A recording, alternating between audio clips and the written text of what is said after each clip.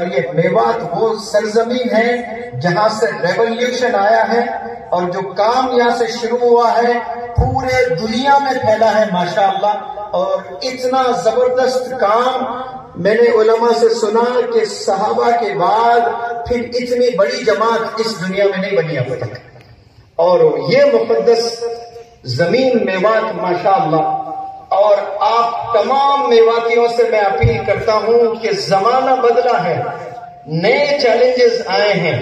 ان نئے چیلنجز کو اگر ہم نہیں سمجھتے ہیں تو آنے والے زمانے میں ہمارے بہت سے نوجوان بچے یا تو مرتد ہو جائیں گے یا ڈپریشن میں جائیں گے، اور ان کے سینے میں دین زیرو رہے گا، کچھ نہیں بچے گا. آپ خون کے آنسو بہاتے ہوئے آپ کی موت آ جائے گی. اسی لیے تمام ذمہ داران میوات کے جتنے ہیں ان سب سے میں اپیل کرتا ہوں کہ سکولز اپنے ہونے چاہیے، سکولز ہمارے ہونے چاہیے. 2013 میں پہلی دفعہ میوات آیا اور مجھے بڑے چھوٹے سکولز نظر آئے، وہ بھی بڑے کچے دیواروں کے، کوئی انفراسٹرکچر نظر نہیں آیا، کوئی بڑی بلڈنگ نظر نہیں آئی، لیکن دور سے ایک بہت بڑی بلڈنگ مجھے نظر آئی. طبیعت اتنی خوش ہوئی، پوچھا میں نے یہ بلڈنگ کس کی اور کیا ہے؟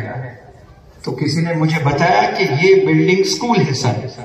میری خوشی کا کوئی ٹھکانہ نہیں تھا کہ اتنی زبردست عمارت، اتنی مضبوط عمارت، کیا نام ہے اسکول کا؟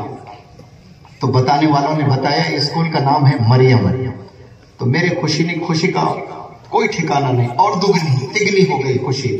پھر بعد میں پتا چلا کہ وہ یہودی چلاتے ہیں اسکول، تاکہ وہ اسکرٹس وغیرہ پہنائے بچیوں کو، وہ سلو پوائزن دیتے ہیں، ایسی چیزیں کرواتے ہیں جو پتہ ہی نہیں چلتا. مشنری اسکولز میں کروڑوں مسلمان پڑھتے ہیں تو کوئی 5% بچے ایسے ہوتے ہیں جو پورے 12 سال پڑھنے کے بعد بھی وہ ان کے پاس میں دین بچا ہوا ہوتا ہے، کیونکہ ان کے والدین کی تربیت ایسی ہوتی ہے، لیکن 95% دین سے دور ہو جاتے ہیں.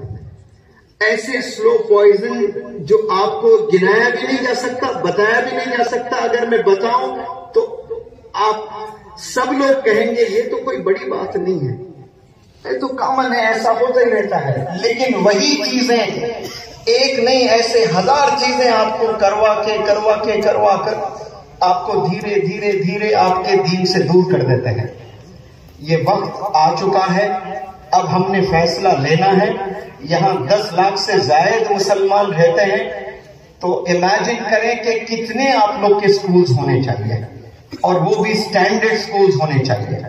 کل ہم لوگ کا لیکچر جھارکھنڈ میں تھا، بہار سے شاید الگ ہوا جھارکھنڈ، اور اس کا کیپٹل رانچی، اس سے بمشکل 30 کلومیٹر دور ہم لوگ کا یہی پروگرام جو قرآن کمپٹیشن کا تھا. اور رات میں ہمارے پاس وقت تھا تو حضرت مولانا حذیفہ صاحب بستانوی خاموش بیٹھنے والے انسانوں میں سے نہیں ہیں. آپ نے کہا کہ رانچی کے تمام بزنس انٹرپرینرز ہیں یا ذمہ داران ہیں یا جرنلسٹ ہیں، ایسے لوگوں کو اکٹھا کرو. تو ایک ہوٹل میں کانفرنس رکھی گئی، اور کانفرنس میں میری بھی بات تھی، حضرت کی بھی بات تھی، پھر انٹریکٹیو سیشن بھی تھا. کیپٹل سٹی کی بات کر رہا ہوں میں. کیپٹل سٹی میں 12th کے بعد ہائر ایجوکیشن کے لیے کالجز جانا ہوتا ہے. پورے رانچی میں مسلمز کا ایک بھی کالج نہیں ہے. آپ 12th تک بھی تربیت کریں، 12th کے بعد اس بچے کو ایسے مشنری کالج میں بھیج دیں. بگڑنے کے لیے ایک دن کافی ہے، ایک ہی دن کافی ہے بگڑنے کے لیے. مکمل تعلیم ہونے تک،